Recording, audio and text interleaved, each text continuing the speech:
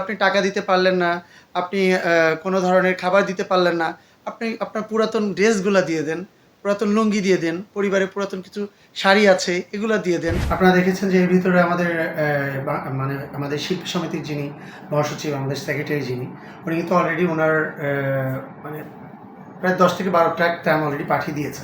Even তার এখন পর্যন্ত কাজ চলছে।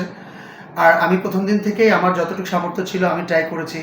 স্পিড বোট পাওয়া যাচ্ছিল না, আমি প্রথমে 2টা এবং এরপর 3টে 5টে স্পিড বোট এখনও আমি চালাই যাচ্ছি আর কি, আমার খরচ দিয়ে আমি চালাচ্ছি প্রথম দিন থেকেই। কিন্তু সামষ্টিকগতভাবে করা হয়নি। আর একটা অ্যাসোসিয়েশনে কোনো কাজ করতে গেলে, কোনো সিদ্ধান্ত নিতে গেলে অবভিয়াসলি মানে যে প্যানেলটা থাকে বা কার্যনির্বাহী পরিষদ থাকে তাদের সবার সিদ্ধান্ত জেনেই করতে হয় একটা সিদ্ধান্ত। সেক্ষেত্রে গতকালকে আমাদের একটা মিটিং ছিল কার্যনির্বাহী পরিষদের।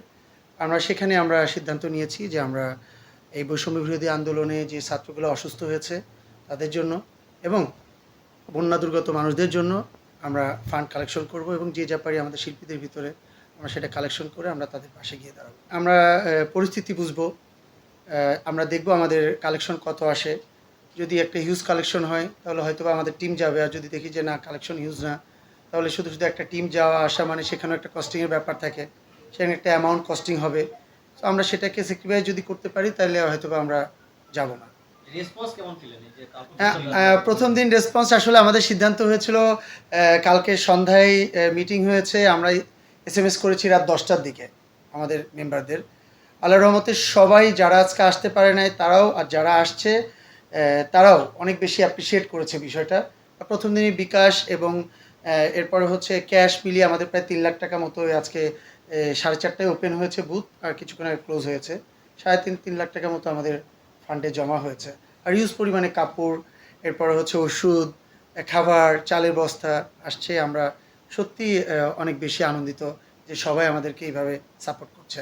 দেশবাসীর উদ্দেশ্যে আহ্বান, আমাদের তো সবসময় আমরা কোনো না কোনো পরিকল্পনার সঙ্গে জয়েন করলে অবশ্যই আমরা চাই যে আমাদের সঙ্গে আমাদের জনসাধারণ যারা আছে বা আমাদের চলচ্চিত্র ভালোবাসার মানুষ যারা আছে, জনগণ যারা আছে, তারাও আমাদের সাথে একাত্মতা ঘোষণা করবে।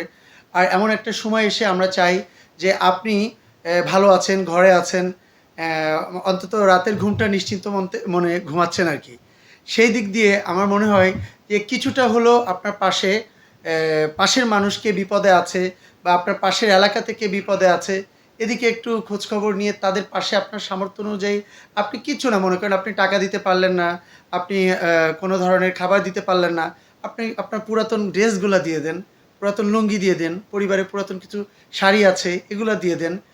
কোনো না কোনো কাজে আপনাদের এই জিনিসগুলা অবশ্যই কাজে আসবে আর কি। তা আমাদের কাছে এটাই অনুরোধ থাকবে আপনাদের কাছে যে আপনারা আপনার পাশের মানুষদের প্রতি ভালোবাসা দেখান, তাদের প্রতি সহমর্মিতা দেখান এবং সবাই সবার পাশে দাঁড়াবেন। এই মুহূর্তে দেশের পরিবেশ পরিস্থিতি কোনো কিছুই ভালো না। সবাই একসাথে হয়ে সামনের পথ আগাতে হবে এবং দেশের জন্য কাজ করতে হবে। দেশ বিদেশের সর্বশেষ সংবাদ সবার আগে জানতে ক্লিক করুন risingbeauty.com। প্রতি মুহূর্তের খবর অনলাইনে।